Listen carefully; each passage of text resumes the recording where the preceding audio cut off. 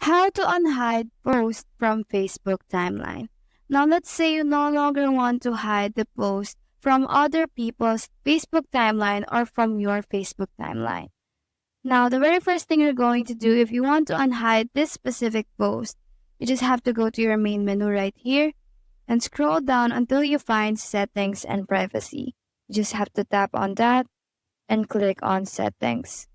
Once you're on your settings, you just have to scroll down until you find your activity section, where activity log is located. You just have to tap on activity log and tap on your Facebook activity right here, the arrow down. And then once you're here, you just have to search for post right here and tap on manage post. Now it will give you all the activity regarding the post that you have. So all you have to do in order for you to unhide the post from Facebook timeline is to tap on filters right here and click on categories.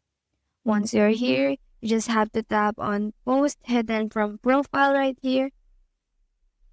And now you can just tap on just three dots right here and add to profile right here. So that's how to unhide posts from Facebook timeline. Hope we help.